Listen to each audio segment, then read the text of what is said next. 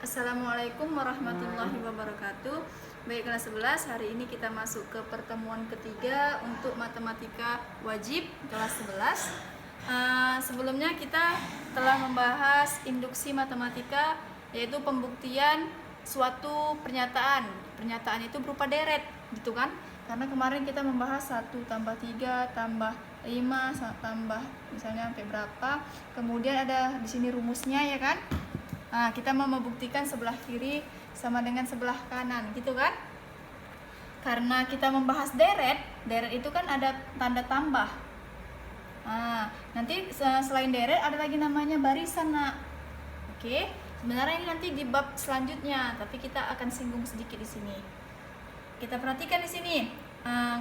Untuk materi yang ketiga ini adalah barisan dan deret bilangan. Oke. Nanti di barisan dan deret bilangan ada 2 jenis. Ada katanya barisan dan deret aritmatika, satu lagi ada namanya barisan dan deret geometri. Nanti kita pelajari di bab khusus untuk barisan dan deret.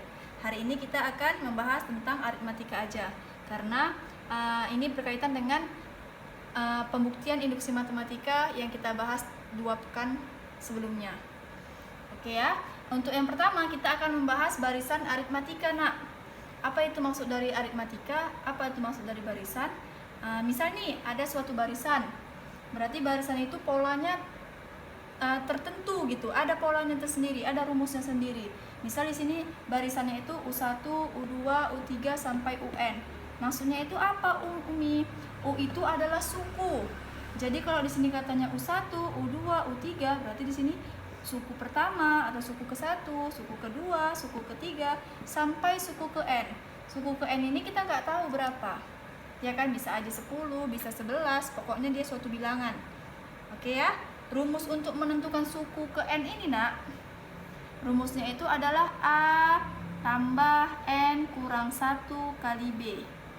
Apa itu A, Umi? Apa itu B? Apa itu N? Gitu kan. Bisa aja nih nanti kita ditanya U10, berarti suku ke-10. Berarti N-nya kita ganti sama 10 gitu. Misalnya U5, berarti N-nya jadi 5 gitu. Tapi secara umum rumusnya itu adalah UN sama dengan A ditambah N dikurang 1 kali B. Apa itu A? A itu adalah suku pertama. Jadi A itu nilainya sama dengan U1. Ya, suku pertama. Kemudian apa itu N? N itu sesuai di sini. Misalnya suku ke-10 berarti N-nya 10 gitu. Kemudian apa itu B? B itu adalah beda atau selisih. Selisih antara U1 dengan U2, selisih antara U2 dengan U3 gitu. Jadi cara menentukan beda atau selisih, caranya itu adalah kita kurangkan suku 2 dengan suku sebelumnya. Suku sebelumnya siapa? Suku 1. Maka U2 kurang U1. Bisa juga kita tentukan dengan U3 dikurang suku sebelumnya, U2 gitu. U3 kurang U2. Bisa juga dengan UN dikurang, sebelum UN kan ada UN kurang 1, maka UN dikurang UN kurang 1. Gitu ya, nak. Oke, selanjutnya ada namanya deret aritmatika. Apa bedanya nih barisan aritmatika dengan deret aritmatika? Kalau di barisan, nak, tanda hubungnya itu koma. Perhatikan ya, suku ke-1, suku kedua, suku ketiga, sampai suku ke N. Tapi di deret aritmatika, namanya itu deret. Kayak kita bahas yang induksi matematika, dia tanda hubungnya itu tambah, nah. Seperti ini, U1 tambah U2 tambah U3 sampai UN. Jadi deret itu berkaitan dengan jumlah. Kalau di barisan, suku ke gitu ya. Kalau di barisan itu suku ke N, suku ke 10. Jadi yang ditanya itu cuma nilainya. Nilai pada suku ke 10, nilai pada suku ke 11 gitu. Sedangkan di deret itu apa, Mi? Yang ditanya itu adalah jumlah. Jadi misalnya S. Misalnya S3, berarti U1 ditambah U2 tambah U3 itu adalah nilai S3 gitu. Jadi S3 itu adalah jumlah 3 bilangan pertama gitu, atau jumlah 3 suku pertama. 3 suku pertamanya apa? Yaitu suku ke-1, suku kedua, suku ketiga ditambahkan. Itulah namanya S3. Tahu ya perbedaannya ya? Kalau di barisan kita cuma menentukan nilai tiap suku. Sedangkan di deret adalah kita ingin menentukan jumlah suku. Jadi kalau misalnya di sini katanya S2, maka kita jumlahkan U1 dan U2 atau disebut dengan S2. Rumusnya apa, Mi? Rumus Sn adalah N per 2 dikali A ditambah UN. UN-nya kita peroleh dari sini, dari barisan. Jadi bisa juga nih, UN itu kan bisa kita jabarkan jadi A ditambah N kurang 1 karena A ditambah N kurang 1 kali B karena. Jadi bisa jadi N per 2 kali A ditambah UN-nya kita jabarkan jadi N kurang 1 kali B. Maka hasilnya itu A ditambah A 2A. Jadi nilai Sn itu bisa rumusnya N per 2 kali A ditambah UN, bisa juga Sn itu rumusnya N per 2 kali 2A ditambah N kurang 1 kali B. Oke, di sini untuk materi hari ini kita akan hanya menentukan formula atau rumus dari suatu barisan dan deret. Jadi kalau kita mau menentukan nilai-nilai UN dan Sn, nanti kita bahas di bab selanjutnya ya. Hari ini kita hanya menentukan rumus atau formula. Contohnya seperti ini, Nak. Oke ya, ini B-nya juga sama ya, Nak, kayak yang UN. Oke. Contohnya seperti ini. Tentukan formula dari yang pertama A 60 tambah 56 tambah 52 tambah sampai 64 kurang 4N. Oke, perhatikan di sini katanya tentukan formula dari A 60 tambah 56 sampai 64 kurang 4N. Selanjutnya untuk yang bagian C, untuk yang bagian B, misalnya 5 ditambah min 2 ditambah min 9 ditambah min 16 ditambah sampai selanjutnya gitu ya. Kita nggak tahu nih rumusnya siapa ini yang bagian B. Jadi untuk penyelesaiannya seperti ini, Nak. Yang bagian A kita harus tahu dulu apakah ini barisan ataukah ini deret. Barisan tadi katanya tandanya itu koma kan, sedangkan deret itu adalah tandanya tambah. Jadi kita disuruh mencari formula. Formula itu adalah rumus. Ya, berarti rumus barisan atau deret? Ya deret, karena di sini tambah, ya kan? Tanda hubungnya tambah. Jadi caranya itu adalah menentukan rumus itu Sn sama dengan N per 2. Perhatikan, Nak, 60 ini adalah U1, 52 ini adalah U3 gitu kan? U1, U2, U3 sampai ini adalah UN. Gitu ya. Maka kita lihat rumusnya untuk deret yang mana yang ada UN ini kan? Nah, yang rumus yang pertama. Jadi kita nggak usah pakai rumus yang kedua ini, nggak usah. Kenapa, Mi? Karena kalau ini kita jabarkan lagi, kalau ini langsung masuk UN-nya. Maka N per 2 kali A ditambah UN. N per 2, N-nya kan nggak tahu nih berapa. Kita kan disuruh nyari rumus. Kali A, A-nya tadi apa? A itu adalah katanya sama dengan U1. U1-nya 60. Ditambah UN-nya siapa, Nak? UN-nya adalah 64 dikurang 4N.